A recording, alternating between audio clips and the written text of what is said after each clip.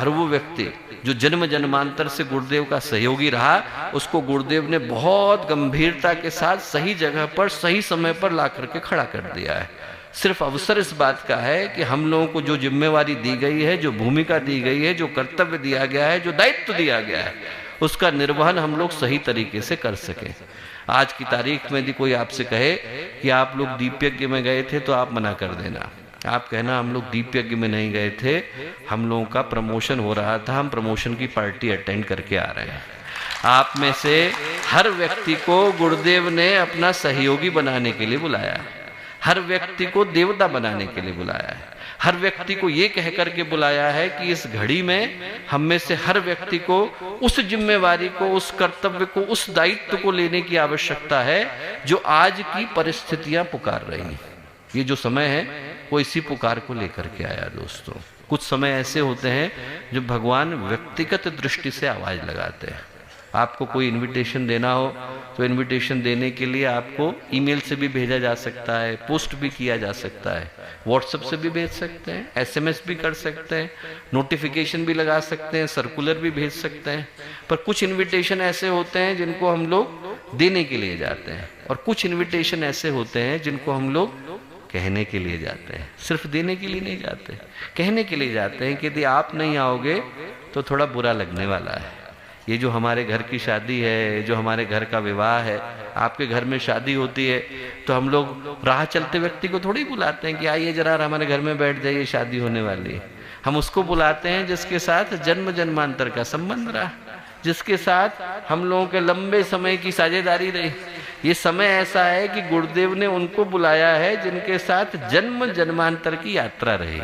आप में से हर वो व्यक्ति जो यहाँ आकर के बैठा है वो व्यक्ति है जिसको गुरुदेव ने न जाने कितने जन्मों में देखा, परखा, जांचा, पड़ताला, और आज की तारीख में ये कह करके बुलाया कि जब इस युग निर्माण योजना का एकदम क्लाइमेक्स का क्षण आएगा तब आप में से हर व्यक्ति को अपनी भूमिका का निर्वहन करना है। बुलाया उसको जाता है जिसके साथ जन्म जन्मांतर की यात्रा रहती है, लंबे समय की एक यात्रा रहती है, लंबे समय का भाव रहता है, लंबे समय का गठबंधन रहता है, लंबे समय की साझेदारी रहती है। हर वो व्यक्ति जो यहाँ आकर के बैठा वो आया नहीं है, बुलाया गया है। आप में से हर व्यक्ति को ये सोच करके बुलाया गया है कि इस कठिन समय में समाज को नई दिशा देने के लिए हर जागृत व्यक्ति को आगे आने की, ऊपर उठने की, समाज को नई दिशा दिखाने की आवश्यकता है। एक घटना मैं कई बार सुनाता हूं कि एक व्यक्ति थे, 27 साल से उनके यहाँ बालक नहीं हुआ। अपने मित्र से कहा कि भाई आप जाते हैं सिद्ध संतों के पास, आशीर्वाद मांग लीजिए। उनने एक अपने मित्र से कहा, मित्र जो है मथुरा जा रहे थे, गुरुदेव से उनने प्रार्थना करी। गुरुदेव ने कहा कि मैं एक आत्मा उसके घर में भेज देता हूँ। बालक हो गया। अब बालक हो जाने के बाद वो भूल ही गए कि किसके आशीर्वाद से हुआ। हर जगह पर वो जाते थे तो उनको लगा कि अब न जाने किस संत के आशीर्वाद से, भगवान जाने किस देवी देवता के आशीर्वाद से बालक हुआ। बालक 12 साल का हो गया। घूमने के लिए एक दिन गए वृंदावन, वृंदावन से मथुरा पहुंचे। मथुरा में देखा लिखा हुआ है घिया मंडी अखंड ज्योति संस्थान। उनने कहा गुरुदेव का नाम हमने सुना है, हमारे एक मित्र थे जो गए थे और गुरुदेव का आशीर्वाद लेकर के आए थे, चलिए उनसे एक बार मिल करके आते हैं। गए ऊपर गए तो गुरुदेव लेख लिख रहे थे, तो उन्होंने कहा कि अब बीच में व्यवधान देना अच्छा नहीं, वहीं साइड में खड़े हो गए। 10 मिनट खड़े रहे। 10 मिनट के बाद गुरुदेव की दृष्टि गई। जैसे ही गुरुदेव की दृष्टि गई तो गुरुदेव उनको देखते से ही बोले कि अरे ये लड़का तो हमारा भेजा हुआ है।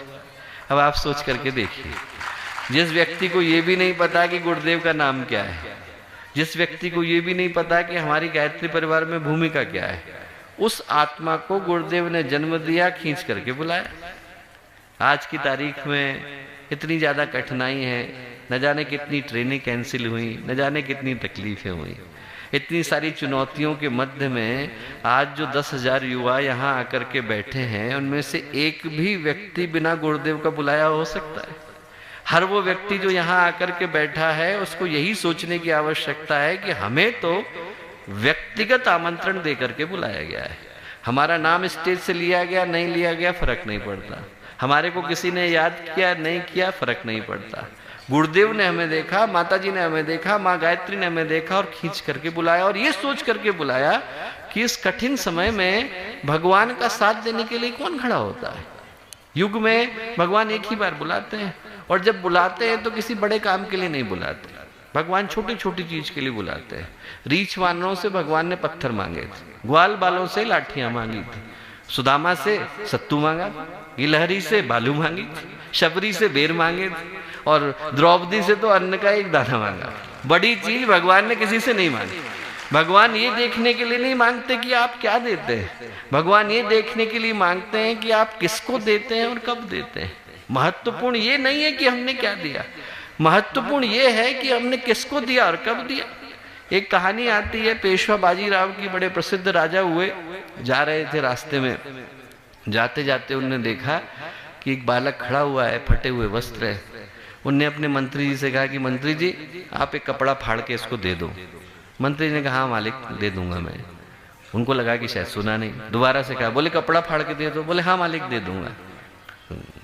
राजा को थोड़ा बुरा लगा, राजा ने कहा अभी नहीं दोगे, बोले नहीं नहीं कल सुबह दूंगा, बोले ठीक।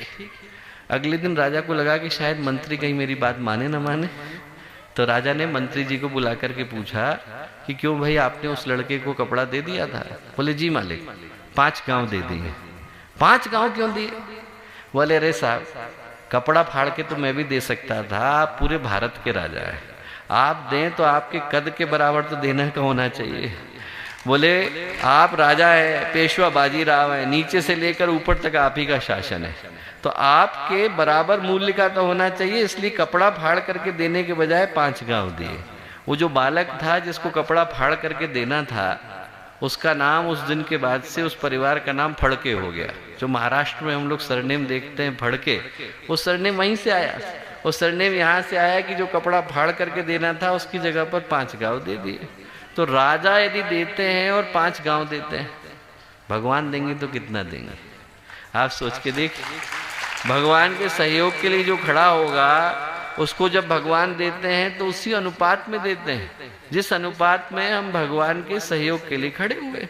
कहते हैं कि जब बलि की परीक्षा हुई तो बलि की परीक्षा के बाद सबने मना कर दिया, गुरु ने मना कर दिया, सहयोगी ने मना कर दिया, मंत्रिमंडल ने, अरे भगवान आ गए आपका सब छीन के ले जाएंगे। उनने कहा मुझे कोई चिंता नहीं, परवाह नहीं, मेरे को जो मिला है मैं भगवान को देने वाला हूँ। उनने कहा ठीक, अब दे दिया। देने के बाद तपस्या करने को चले गए। इंद्र उनको चढ़ाने के लिए पहुंचे। इंद्र ने जाकर के बलि से कहा कि देखा मैंने सब कुछ तुमसे छीन लिया, जितना मेरा था वो मैंने छीन लिया। बलि हंसे, बोले ऐसा है इंद्र, तुम्हारा तो वो पहले भी नहीं था और अब भी नहीं। बोले जो था वो ईश्वर का था, मैंने ईश्वर को लौटाया। और बोले जहां तक लेने और देने का प्रश्न है तो मैंने राज्य दिया है, 3 लोग दिए, पराक्रम नहीं दिया। अभी हम लोग लड़ाई कर लेते हैं, 2-2 हाथ कर लेते हैं, पता चल जाएगा कौन ज्यादा बलशाली। और बोले जहां तक देने की बात है तो बोले इस संसार में सबसे ज्यादा देने योग्य क्या है? 3 लोग, इससे बढ़कर के तो कुछ नहीं, इससे ज्यादा बड़ा तो कोई भी नहीं दे सकता, 3 लोग। और लेने की दृष्टि से सबसे बड़ा कौन है? 3 लोकों का स्वामी भगवान विष्णु। तो बोले मैंने 3 लोक लिए और 3 लोकों के स्वामी को दान में दे दिया। जो मुझे मिलेगा उसका तुम अंदाजा भी नहीं लगा सकते हो। क्या मिला? ये मिला कि भगवान ने ऐसा वचन दिया जो आज तक सृष्टि के इतिहास में किसी को नहीं दिया गया है। बलि को भगवान ने ये वचन दिया कि 7 पीढ़ी पहले की और 7 पीढ़ी बाद की 14 के पाप को भगवान स्वयं धारण करेंगे। वो जन्म लेंगे, कोई पाप करेंगे, सारे के सारे वैकुंठ को जाएंगे। बलि गए, प्रहलाद गए, विरोचन गए, बाणासुर गए, 7 पीढ़ियां बाद की, 7 पीढ़ियां पहले की, 14 की 14 तरी। कहते हैं कि एक युग में एक व्यक्ति वैकुंठ को पहुंचता है। 14 युग का पुण्य बलि को मिला। और क्या मिला? ये मिला कि बलि का नाम लेकर के कोई पुकारेगा तो भगवान को वहां पर स्वयं आना पड़ेगा। ये न बद्धो बलि राजा दानवेंद्रो महाबला। जिस बंधन से बलि के द्वारा भगवान बन गए उसी बंधन से हम आपको बांध रहे हैं। वो जो रक्षा सूत्र है उस दिन के बाद से भगवान का सिंबल बन गया, उस दिन के बाद से भगवान का प्रतीक बन गया। आज का समय ऐसा है दोस्तों,